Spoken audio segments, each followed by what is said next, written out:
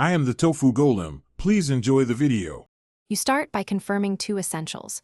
Your carrier supports 5G where you are, and your iPhone 11 runs the latest iOS. Although the iPhone 11 hardware doesn't include mmWave, carriers sometimes label enhanced LTE as 5G on plans. Once done, sign into the carrier profile settings and install any carrier updates. These enable new radio configurations.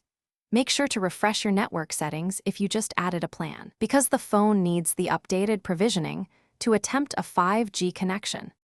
You then enable the specific network preferences to let the phone use newer bands. Go to Settings, Cellular Data Options, choose Voice and Data, and pick the setting that allows 5G or higher performance options. If your carrier provides a 5G toggle, enable it. This directs the modem to seek compatible cells. Also disable low data mode and any battery-saving network restrictions, because aggressive power management can prevent the radio from locking to faster cells when available. Finally, verify the connection using a speed test and by checking the carrier indicator in the status bar. You should see improved throughput or a different network label if the carrier supports enhanced LTE/5G. If you don't, restart the phone and toggle airplane mode to force a re-register to the network. This often resolves provisioning mismatches.